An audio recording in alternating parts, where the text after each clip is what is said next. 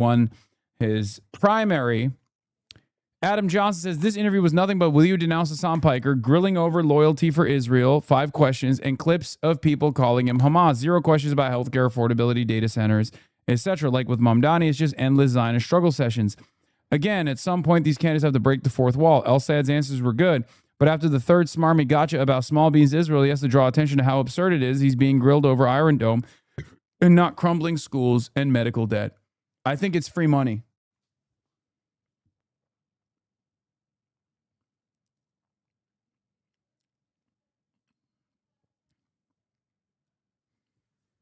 I think it's free money, and Adam is right.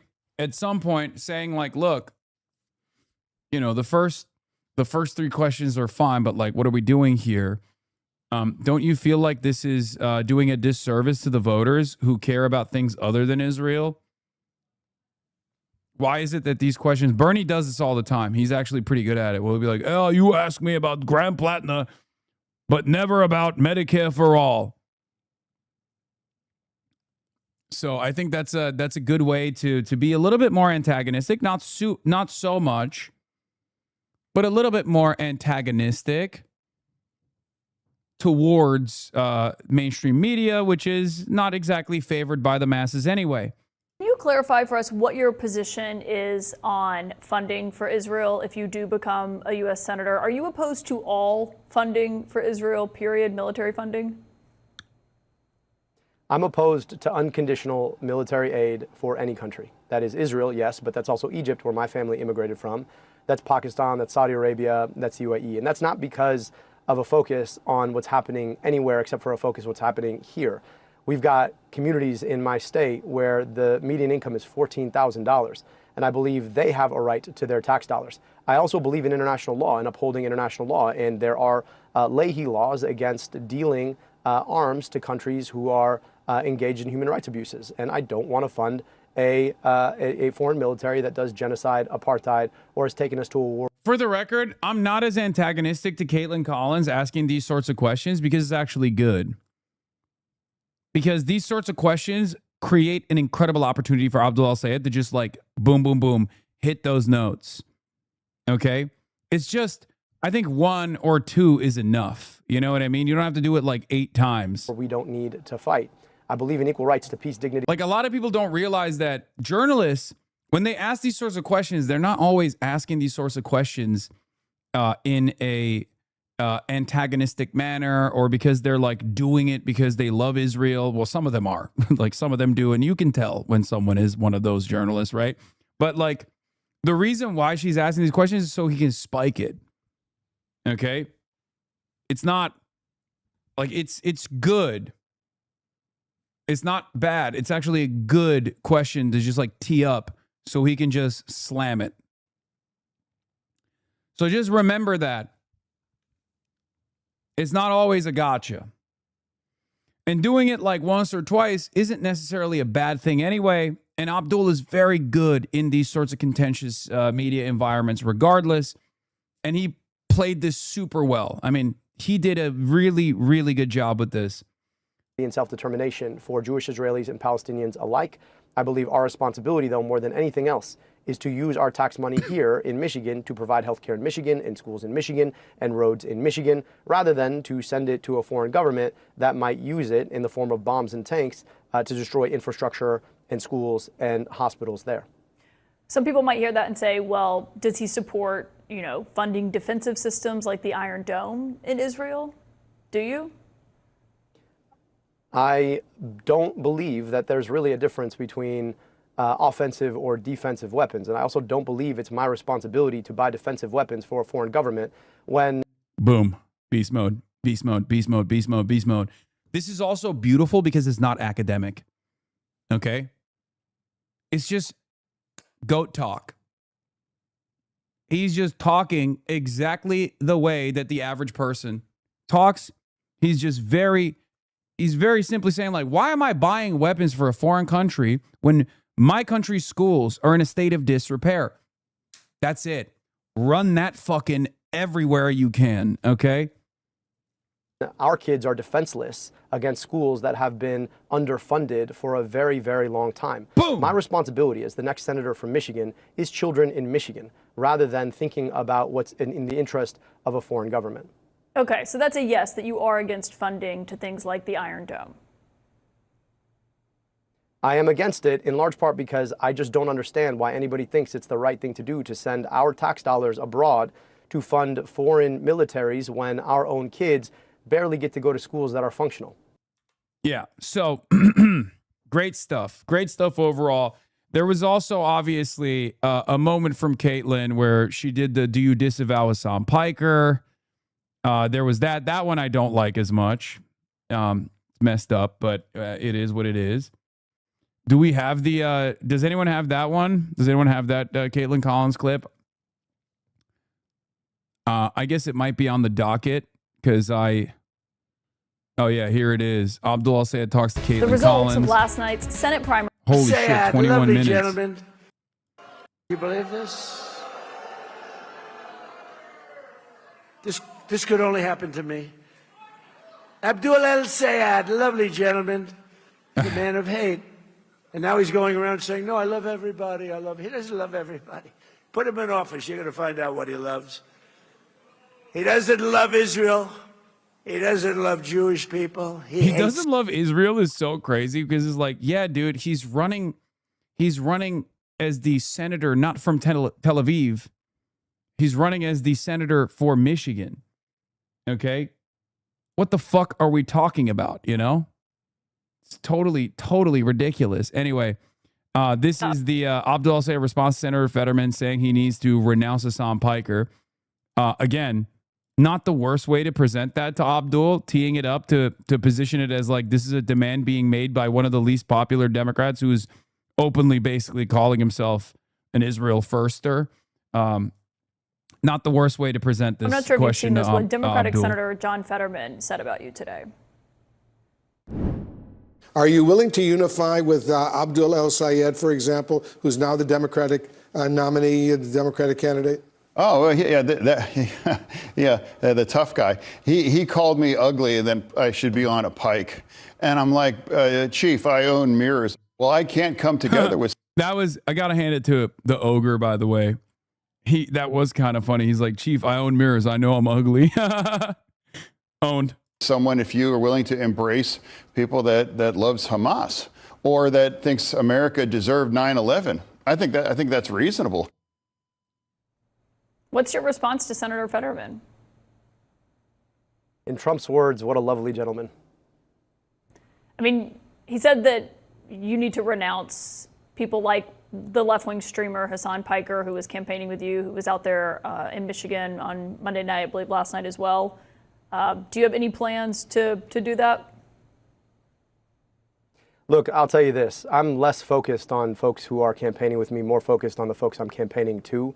And I think it's important to stay in touch with the folks who you want to elect you. I think that's clearly what's gone wrong with Senator Fetterman. It's clear he probably doesn't spend much time. Well, yeah, what's going wrong with Senator John Fetterman is you know, he had a stroke that made him conservative. In Pennsylvania, because he was campaigning with Bernie Sanders and now wants to renounce Bernie Sanders. I don't know if he still thinks he's a Democrat or not. But look, I'm hoping to get to the U.S. Senate and maybe we can hash that conversation out in person. But for right now, I'm focused on winning my state so that we can win a Democratic majority in the fall. Yeah, Oliver Larkin, DSA candidate for Florida 25, confirms will be on Scott Hannity's show today at 5 p.m. Scott Hannity will have anyone but me, okay? My man is having everybody but me on. And it's funny because it's not like he's like, oh, I don't know who this Hassan Piker guy is. He talks about me every night. And then on top of that, he'll bring up people that I've campaigned with, and then he'll yell at them for campaigning with me. He's on right now, 5 p.m. Eastern. I think it's his radio show. So we'll see what the clips look like afterwards.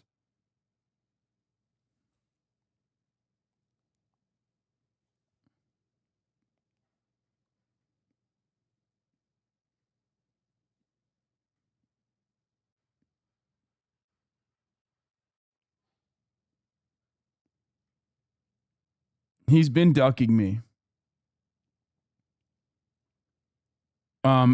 Sorry, off topic. You see the legal docs for Ethan versus iDubbbz came out. Looks like he wanted another apology. Yeah, brother, I'm sorry. I'm not going to do that right now. I'm not going to, we're back in iDubbbz on that.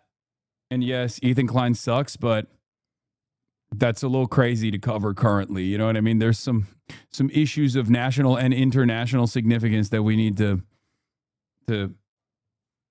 talk about currently.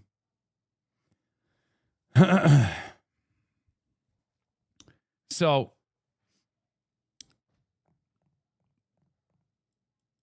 am I too industry brained and thinking he's essentially building you up for some big ratings viewership later down the line with a bullshit debate, or does he just not want to give you a chance to win his audience? No, he doesn't want me to talk to his audience. None of these guys want me to talk to their audiences because at least, like, look, media executives understand that the left factional infighting or the left insurgency and people like myself are good for the ratings. They're very clippable moments. They will go viral on YouTube. They'll go viral on Twitter. They'll go viral on TikTok. So that's the reason why they do it. Part of it is because the same, like, there are some obviously obsessed big donors that clearly care about this issue as well. That's why they're trying to, like, excise it. That's why they're trying to drive a wedge between myself and all these candidates that I work with. And part of the reason why they're doing that is not because they're not doing that because they think like, oh, Hassan is actually electoral poison or whatever. That's the argument that they're presenting. But the real reason is because they want to defang independent media. They want to defang independent left media and make it seem as though independent left media is actually poisonous, is actually toxic, so that, the other candidates that come later down the line shy away from coming on this broadcast. Little do they understand, those guys already make those calculations. None of these people make these calculations because they think I'm fucking dope personally. They obviously understand that I have baggage. I'm also an independent content creator, an independent media figure, and therefore I am not going to present myself in a way that is super sanitized, in a way that is super manicured, in the same way that, like, most mainstream outlets are. They recognize the possible electoral threat that might present. It's a calculated risk that they take, but it's one that they understand benefits them. Okay? That's it.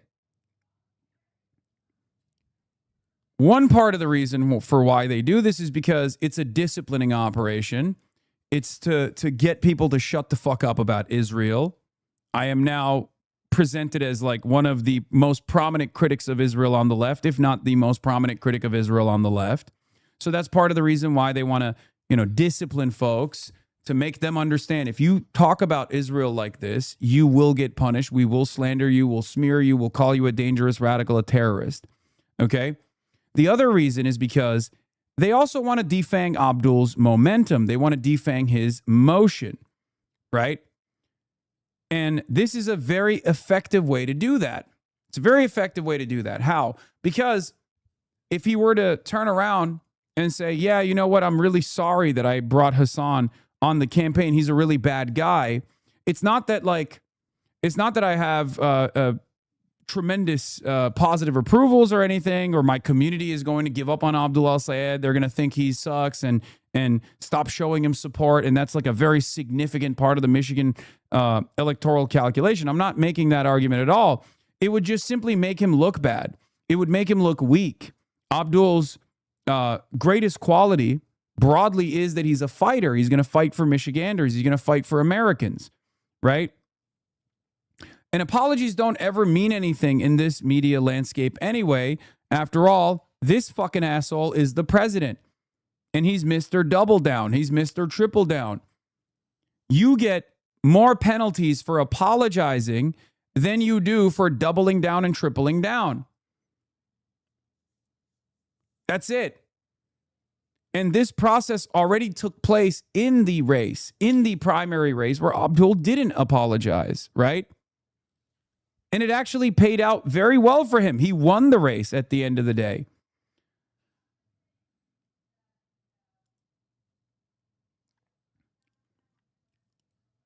That's it. This is an operation right now by a lot of establishment figureheads to see if Abdul's pliable to their demands. That's what they're testing out. Okay? The private conversations that he may or may not be having, and I don't know, I haven't asked him, with party bosses and officials that I'm certain are probably asking him behind closed doors, like, what the fuck is the deal? Why are you hanging out with this guy? This guy's a fucking real danger. Should, if I were in his shoes, go as such. This dude is not an anti-Semite. Of course, people are presenting him as such. They're presenting me as such as well. It's totally ridiculous. And yeah, he says some crazy shit from time to time. I mean, he's a shock jock, right? But the reality of the matter is the under 45 demographic came out strong and allowed us to defeat $64 million in outside expenditures. Those door knockers mattered. Those canvassers mattered. Of course, you know, this was a valuable asset to the campaign. You guys are being fucking ridiculous. Because that's ultimately the calculation at play here.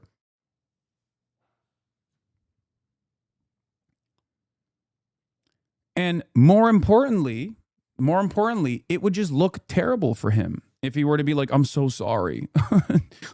I'm so sorry. I shouldn't have done this. I fucked up. It would look terrible for him, not because I'm popular, but it would look terrible for him in general, because all it would signal is that they were hypocritical. That Abdul was a hypocrite. You know, he got caught. He fucked up. This, for the record, is the reason why this community played a formative role in this campaign. Okay? Age was the clearest dividing line in vote choice in last night's Michigan Democratic Senate primary, with El-Sayed performing substantially better in younger precincts. That's it. This is a fucking primary, chat. This is a primary for the midterms. This level of youth turnout can only happen if you have a dynamic candidate that is speaking to the interests of youth voters that normally feel disillusioned and never go out to vote. And this doesn't happen if Abdul can't get in front of them. And it's not like these voters are tuning into CNN or MSNBC. They're tuning in here. They're watching the YouTube clips. They're watching the TikTok clips. They're tuning in every day on the broadcast. It's you. They're talking about you when they say this.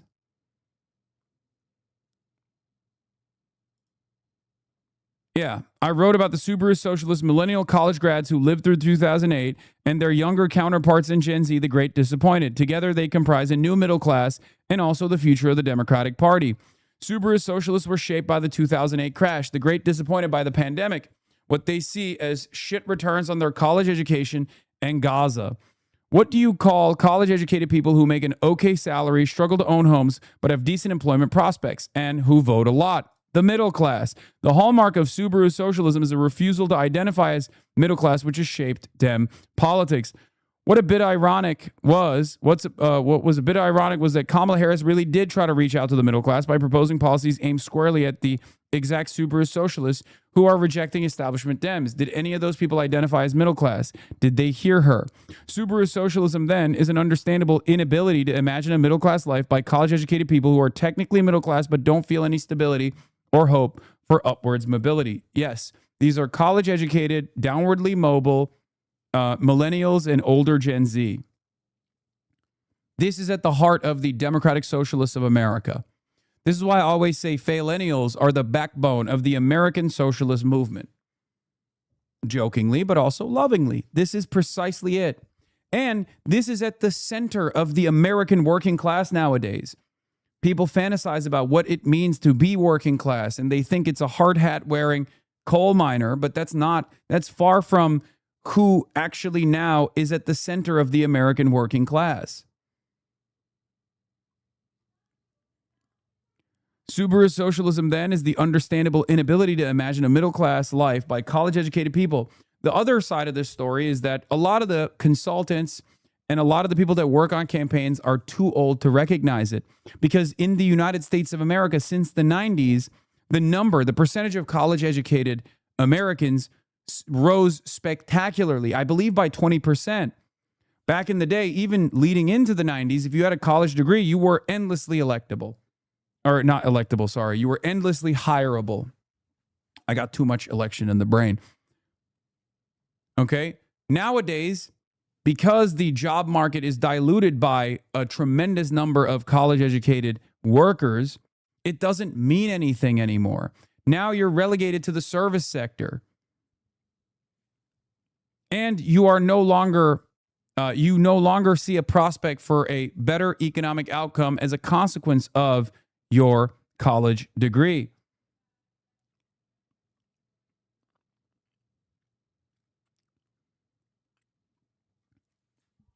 That's it.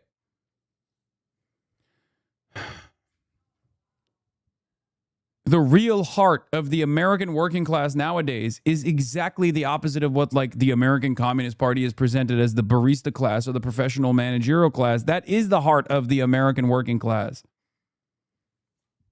Many of these people, even if they're a part of the professional managerial class, unironically are having a tough time making ends meet and don't believe that they are ever going to own a home, don't believe that they're ever going to retire at a reasonable age. They're saddled with hundreds of thousands of student loan debt that they will never see relief on. This is the reality. This is the reality for what it truly looks to be the American working class. Okay? That's why whenever people say, fuck, DSA so white, or, oh, DSA all college educated, whatever, they're fucking losers. They don't understand you're talking about workers. You're talking about the current working class. The current American working class isn't the hard hat wearing, unionized labor force that it used to be. I mean, that's definitely a significant part of it too, but that's not the entire movement. That's not the entire demographic. Yeah. Michael Lange is right. Zoran Mamdani and Abdul al-Sayed are young, charismatic Muslim leftists who talk affordability in three-part slogans, but the most important thing they share in the coalition, young, educated middle class taking the Democratic Party by storm. Stevens, on the other hand, had the Cuomo coalition, under 65K and over 95K. She won the poorest voters and the wealthiest voters, to say nothing of her fact that her two biggest funders were Republican billionaires. El-Sayed won middle-income voters. This image of her as a soot-faced, salt-of-the-earth is a dishonest spin. This is, of course, the spin doctors over at CNN. The synthesis of these two blocks and their main complaints is hopelessness of entering the middle class and the hardline moral stance on Gaza have joined with boomer anger over establishment losing the Trump times two. That's the energy behind all these upstart campaigns and the future. Yes. Jay Kang is correct and nails it. This is what is now the new working class movement that is at the heart of the left flank candidacies, the insurgent left movement. Boomers that are disillusioned with the establishment Democrats and despise them, that are retirees, that own homes. And then, for the most part, the backbone of this movement is the downwardly mobile college-educated workers.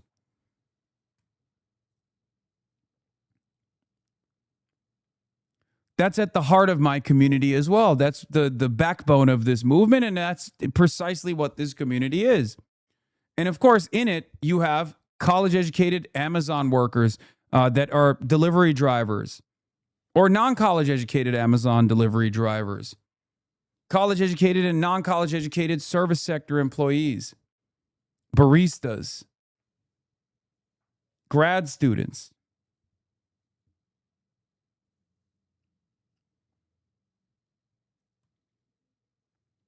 You're sadly very right about young millennials. I have friends with pretty well-paying engineering jobs but can't save for a house or even any form of actual savings because of their student debt payments. I mean, I know one.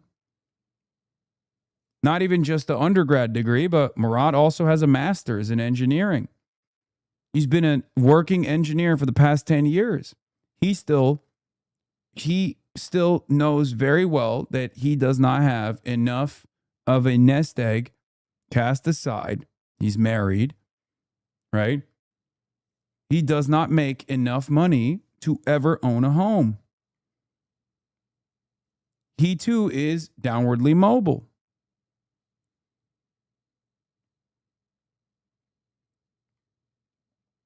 See, I have 2 college degrees and have to drive Uber Eats. The problem for us, or the problem for the media, the problem for liberals think they can flip millennials against you. Yeah, that's really funny. Most millennial tattoo. Yeah, the problem for everybody is the media is getting their notes from their editors, and the editorial control is still in the hands of older people, right? Older folks that are out of touch. Older folks that entered the job market in a dramatically different time. Older folks that recognize college education as a immediate a college education for them means, oh, you're different. You're different than the rest of the working class. You can be employed with ease. And if you haven't been employed, that's because of your own personal moral failure. That's not the case anymore. They don't understand what the job market looks like right now. Those are the very same people who also make a big deal about 9/11. Okay? Those are the very same people that are fucking shrieking from the mountaintops, not realizing that for people who are under the age of 45, like most people have made 9/11 jokes at this point. I'm not. And that's what's ironic about it. But like, again, like 9/11 to them means something entirely different than what it means for younger voters and what it means for younger folk in the United States of America anyway. But again, they're unbelievably out of touch as far as like where things are. Lucky for them, there's a lot of 55-year-old and over, 55 and above that actually could get upset if they hear my statements about 9/11 and don't know what the context is. Obviously, if you were to describe the context, they would understand it.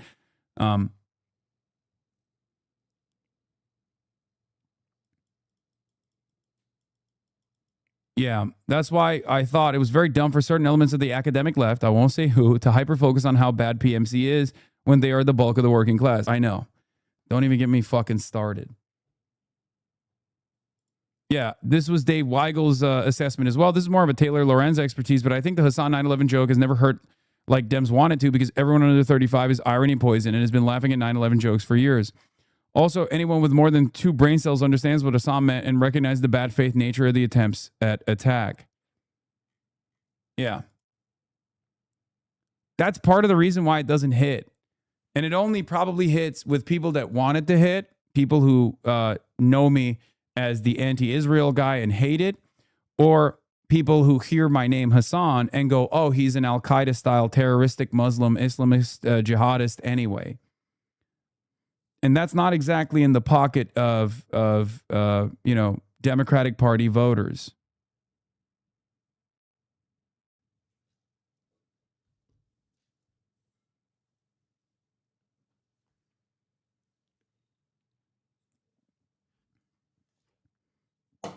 They're not exactly lean Democrat voters either.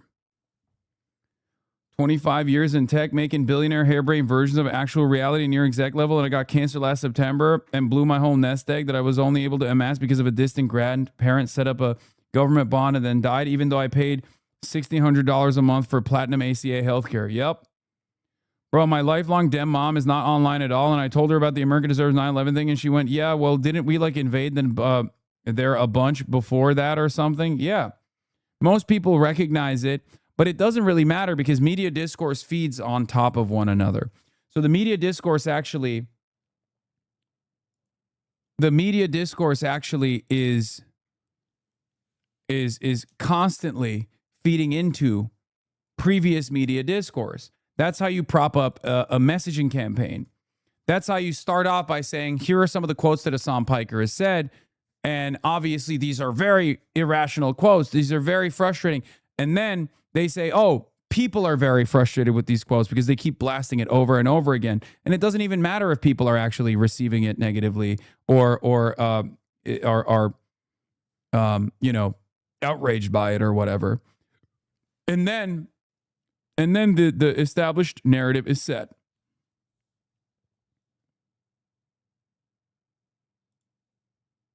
What is this? Is that why you did this psycho speech 2 days ago to plant it? What psycho speech?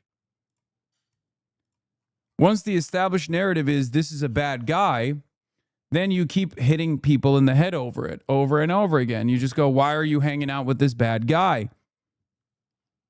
Okay? Why are you hanging out with this bad person? Many people are saying you shouldn't hang out with this bad person, right? Anyway, apparently Abdul is done being on the defense and started going on offense. We have 13 weeks. A ruptured Democratic Party now tries to unite behind Abdul al-Sayed. In the words of Muhammad Ali, we shook up the world, he told reporters, but he left many key Democrats in the state unconvinced now that his promises of transforming the electorate had fallen short after a primary campaign became a vicious, visceral, and deeply personal. At stake is a Senate seat critical to their party's chances of winning control over the upper chamber for President Donald Trump's final 2 years. While the microphones are on, political leaders talk confidently about how they know the party can come together behind Abdul al-Sayed against Mike Rogers, the former Republican congressman who came close to winning Michigan's other Senate seat in 2024. Then they often ask to go off the record to say how terrified they are that the wounds are too deep and festering to heal.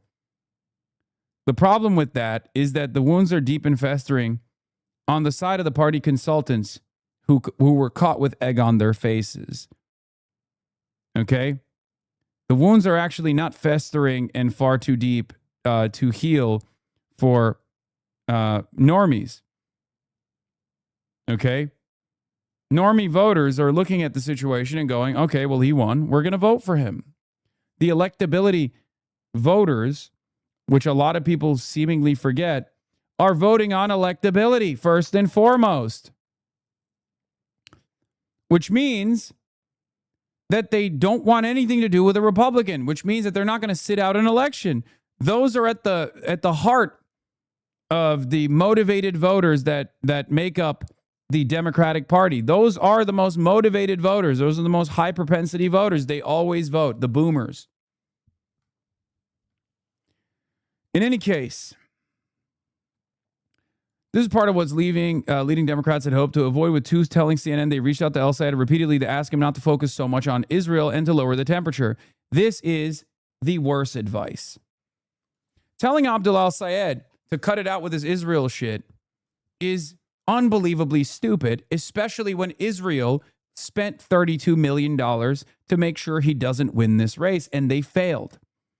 Especially when the anti-Israel slant that Abdul al-Sayed demonstrates feeds into his authenticity.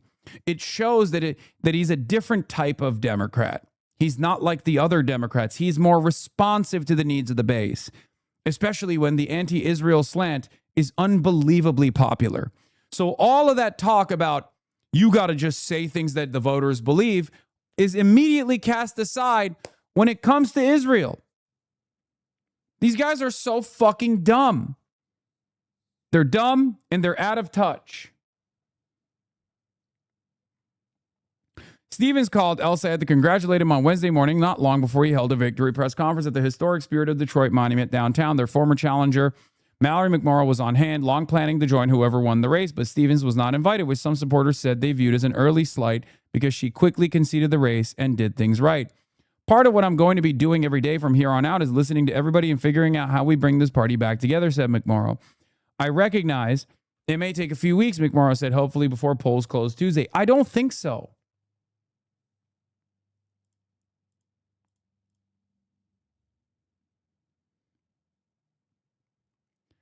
JNS, when it hosts anti-Semitic streamer Hassan Piker in January, University of Washington suggests attendees pay $10 per ticket. Democratic State Representative Roger Goodman, co-chair of the Legislative Jewish Caucus, told JNS that it would be a misstep for the public school to invite the divisive commentator. Yawn.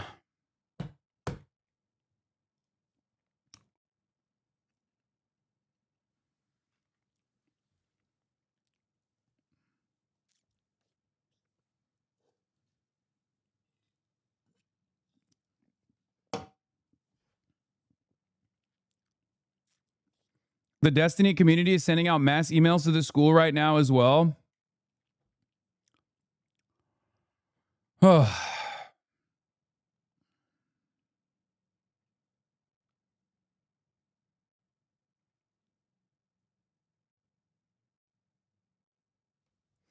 emails work? Well, the emails only work. The emails only work when there is enough motivated reasoning from the deans and the leaders of these institutions. But I don't think the University of Washington is going to renege on this.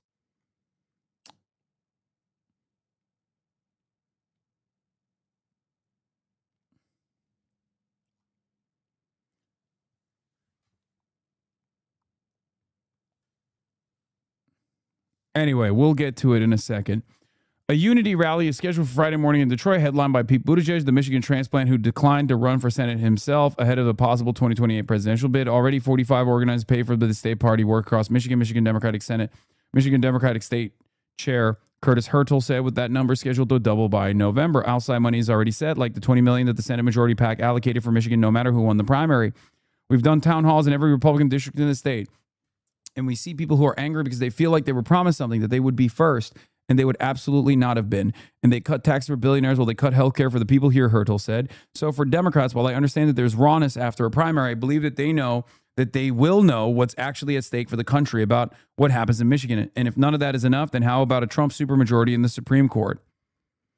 The final hour, streamers and confidence. With just over 48 hours until polls close, streamer Jack Coachella asked El Sayed how many he owns of the black V-neck t-shirt. 12, El Sayed answered, but I need more than just, but I need one more that just says most dangerous candidate for U.S.-Israel relationship. I'll wear it every day.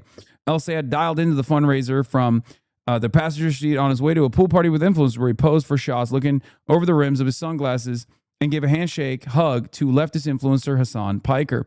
On Monday evening, he arrived with Piker, who was wearing a blue Metro Detroit Democratic Socialists of America cap, to an event at a church converted to a bar. Inside, he gave a practice run of his presumed victory speech, putting himself in what he said was a tradition of correcting the United States wrongs that felt appropriate for the country's 250th birthday. Outside, mostly out-of-state streamers, including two separate cat-focused podcast hosts, interviewed mostly out-of-state volunteers, all drawn by El Sayed. Like, Isaac Dover is such a rat fucker for the establishment operation. He's always done this. He was the number one op for Bernie Sanders in 2016 and 2020 as well. So that's the reason why this article is that's the reason why this article has a tone, if you noticed, right? Like, oh, it's all outsiders who support Abdul El Sayed. It's fucking ridiculous. Anyway, he's the centrist hatchet man. Asked after he voted at the Lewis Pasteur School in Detroit, Nathan Bruno, a 34-year-old automotive sales manager, said he picked El Sayed mainly because of getting money out of politics, and Haley Stevens didn't have the credentials on that. Emily Lopez, a 30-year-old Detroit City employee who works in IT, said she cared about Israel and Gaza, but it was what the spending from big money group Stevens on Stevens' behalf that decided her vote. The American Israel Public Affairs Committee spent more than $30 million through the super PAC against El Sayed, part of an barrage that put him on a 30-1 disadvantage on the airwaves. Stevens is fake and seems like an undercover Republican. If I took money from somebody, I feel like I'd need to give them something back. El Sayed repeatedly tore into AIPAC. I've been working on progressive politics for a long time. I've never seen the issue of wanting to get big money out of politics on top of mind for voters as this year. Alawiye told CNN outside a school in Dearborn, where he just voted for himself in a winning primary race for a state Senate seat. People are furious about our politics. After 7 months of knocking doors, all I can think about is all the pain that was expressed to me at every door and all the urging from one voter after another saying, promise you won't forget about us. They feel our national parties have forgotten about them. Anyway, then there's obviously the Haley Stevens side where they go to choice voters that say, I'm leaning on Mike Rogers if Haley Stevens doesn't win because I care about Israel. But here's the one that I wanted to talk about. So Representative Hillary Scholten, a Stevens backer who was on stage at her election night primary, frequently criticized El Sayed and linked him to several of Piker's controversial statements, including the streamer's comment that the U.S. deserved the September 11 terror attacks. Scholten declined to say before Tuesday whether she would endorse El Sayed if he won. She posted a statement about the results that didn't mention him. El Sayed supporters may rage about that reluctance to seek unity now, but going into Tuesday night, some were signaling that's exactly how they would have reacted had Stevens won. Maylot Quiros, the Democratic Socialist who beat an incumbent House Democrat in Colorado, campaigned with El Sayed as she travels around the country to boost like-minded candidates, said she was looking forward to being back in the state to help him in the general election. We have to be standing tall and strong against fascism. Asked if she'd do the same for Stevens, she said, I might support from afar, probably actually. You know what? No, I wouldn't. Peace mode. Peace mode, Maylot. As support for Israel has plummeted in polling, El Sayed's argument that the Jewish state is incompatible with progressivism helped him with his base. It's just like the first time in a while I've heard answers to problems that people I know have dealt with and that I will be dealing with soon, said Jared Mackey, a 26-year-old in a Red Wing shirt who test drives vehicles for Ford. He'd driven from Troy in short notice to be one of the few actual voters at Monday night's event with Piker and other influencers. The cost of healthcare and groceries was on his mind, Mackey said, but so was being disappointed in Biden for not being as progressive as he believed the former president had promised to be while running in 2020. That's a Hasanabi head. That's 100%. Which one of you motherfuckers, what's your username? That is literally a Hasanabi head. 100%. That is the telltale sign. Got him. Had Stevens won, Mackey said he wouldn't have been able to support her. Is there enough time for Democrats?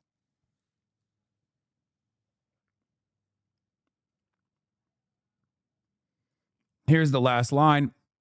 On Wednesday, El Sayed sought to reassure Jewish Americans of his support for them. I want you to know that my commitment for your safety my commitment to Jewish safety is the same commitment that I have for the safety of my own daughters, he said, addressing reporters Wednesday morning. But outside of his hotel that morning, he rejected a CNN question about whether appearing with Piker was a mistake.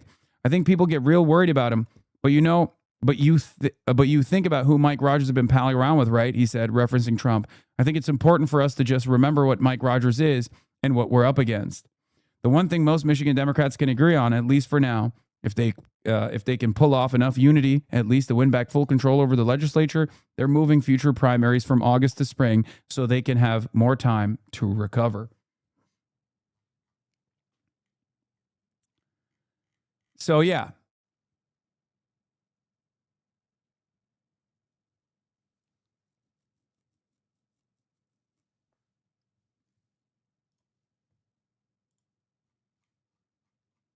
Anyway.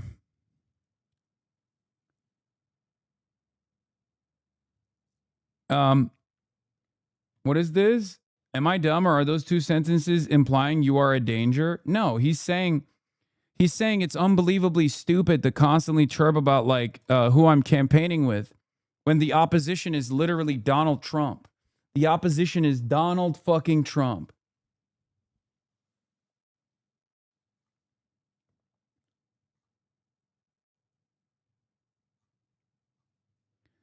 Anyway.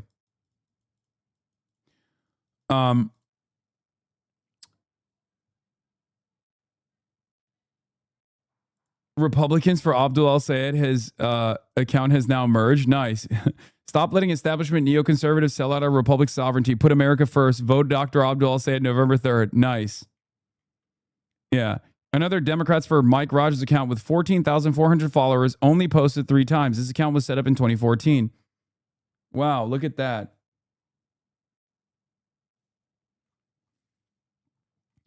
Very real, very organic. Definitely going to be a problem, just like that DSA Watch account.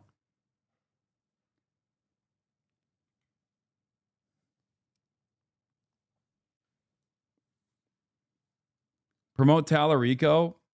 I mean, sure, yeah. I hope he wins. I'm very excited for a Tallarico dub. I mean, it's not even a question. James Tallarico versus Ken Paxton. The only thing I will tell you about James